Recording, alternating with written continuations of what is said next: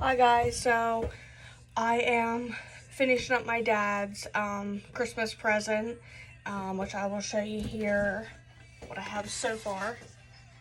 And I am routering all these stars out, which will be the remainder of this video, and then I'm gonna, I have to repaint the blue line just to put another coat on it. And then I have it so it will be outlined and then a shelf on top. So this is for my dad. He was in the state police for 26 years, which I think is very honorable.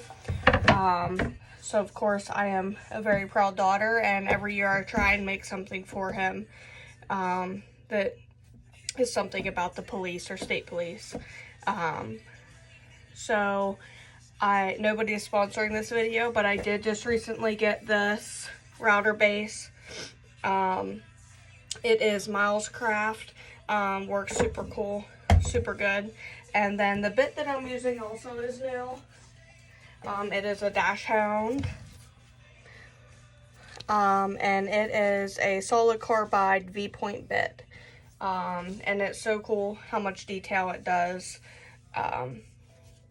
So I figured I'd let you guys know those two because they work awesome, and I'm gonna get to it. So it's going to be loud, but I'm going to router the stars out here, and then we'll head on over to the craft room and finish that up. So I'll try and get the best video here of it, but it's not going to be super easy. Try there, see how it goes.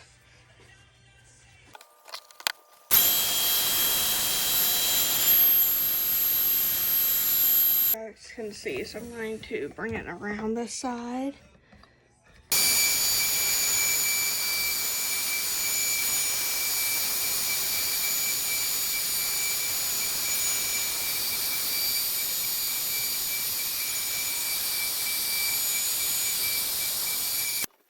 This would obviously be a lot easier with a CNC machine, but I do not have that. I do have an engraver, and so I did, I don't know if you can see or not, but I have little stars engraved, and that's what I'm using as my stencil to do. And then I'm just doing the outlines, and then I'll go back through, and like these, I'll router out the insides.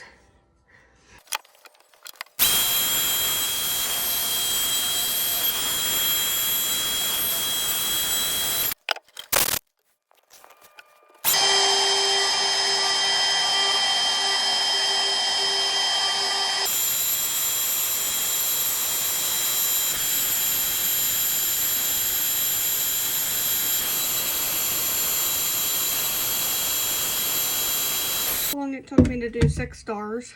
I'm sure that, and I'll look for doing the insides, I could probably use a bigger bit, so there's less precision, but covers a bigger area whenever it cuts.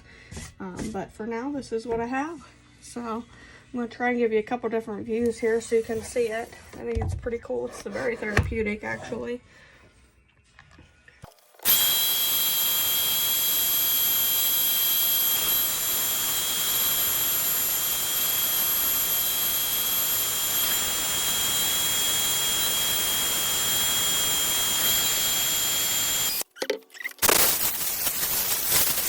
I'm gonna take it over to the craft room, put another coat on the blue line, and then can actually put it together. And then I'm just gonna put some hooks on it here because it's actually a key holder for my dad's garage. All right, meet you on the other side. All right, we moved over to the craft room. So a couple different things. It's fine. So this is what we got so far. I decided I was going to put the hangers on. So I just got these at Lowe's. So I'm going to do that first and put the hooks on, and then I'll do the blue line, and then I'll put it together, and then I'm going to put some black stain here on the back of it, because that's what I have the sides done on, and then it should be finished. And after I'm done doing this, I'll run you guys through all my measurements. That way, if you want to make one as well, you're more than welcome.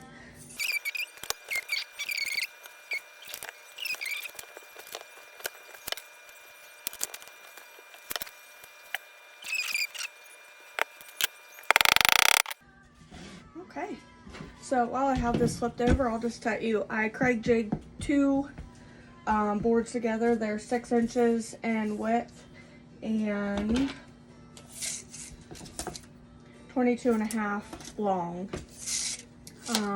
And I always Craig jig 2 inches in and usually 8. So I do 6 inches in between these. So 2 inches, and it looks like on this one I did 6.5. So 2 inches, 6.5. I'm sure it's the same here. 2 inches. Oh, I did 8. I thought I did 8. So I did 2 on this one, 6.5, but normally I do 2 and 8. Anyways, it doesn't matter as long as you have enough in there that it's going to hold them together. But 2 boards, 6 inches each, 22.5 long, Craig jig them together. And I alternate the Craig jigs. Move this so you can see. So 1 down, 1 up, 1 down, 1 up.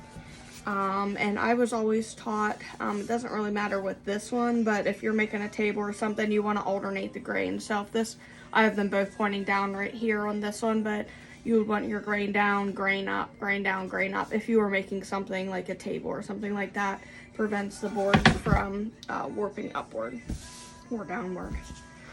So I'm going to do the hooks. So I got these at Lowe's as well. I ripped them, but they're 1 1/4 inch black hooks. And I only need 3 of them. And I measured these out already, so I'm only doing 3 hooks. So be at 5 5/8, 11.5, and 16 7/8.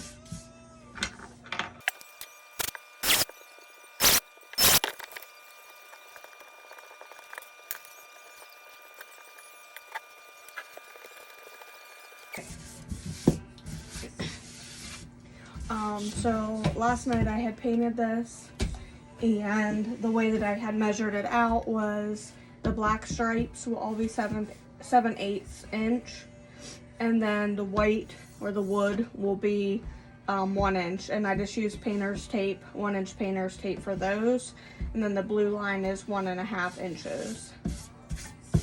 And then just measured them the whole way down, and then the width from here to here for the stars is 8 5/8, and the height is 6 inches. And then I just purchased on Etsy an outline of the 50 stars, downloaded it into my engraver app, and then did the outline. And like you saw in the previous video, I used my router and did them all by hand. Obviously a CNC would be easier, but I don't have one, so by hand it is. Alright, so I'm going to redo the blue line because I don't like the way that it has the marks, and you can still see through it a little bit. I'm just using painter's tape.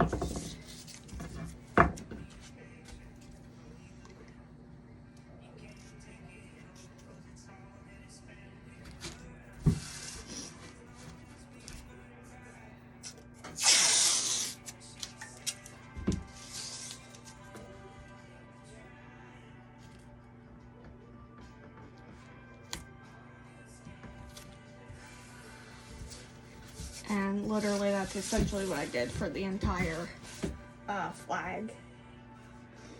Alright. So I'm just using acrylic paint and a sponge brush.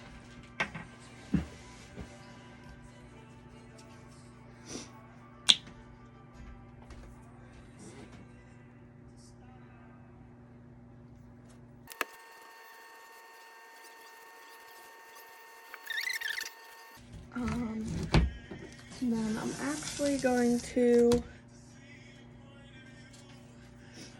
put the outside frame on this. And I already have it on there, so I have the Craig jigs all already drilled in.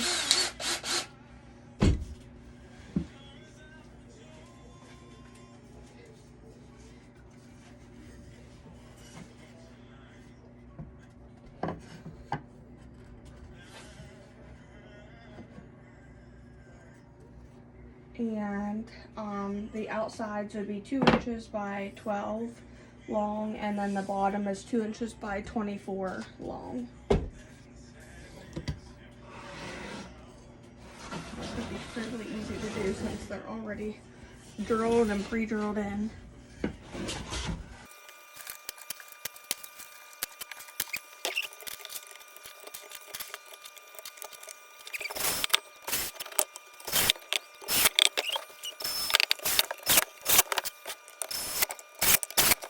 Okay, and then onto the top. I did router around the top of it, and this is 5 inches wide by 28.5 long.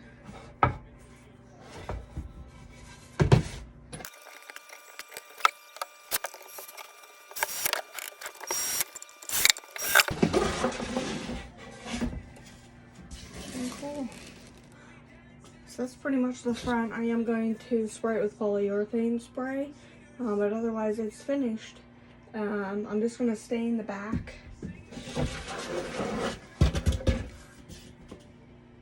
black, or it's actually black stain, but it's kind of looks great. So we'll do that, and then I'll spray it with polyurethane, and we'll let it set.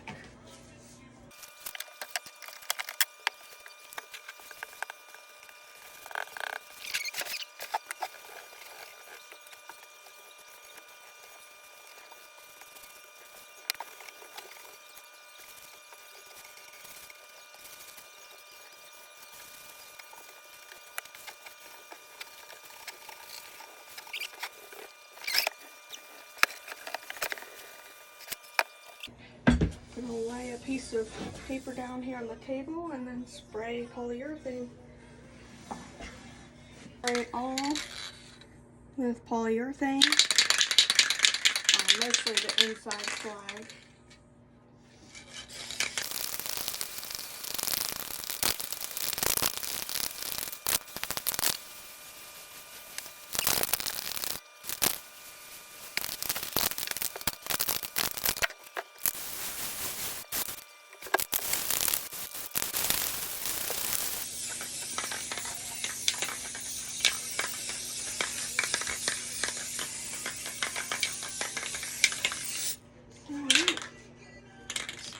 Similar stuff. All right, we'll let this dry.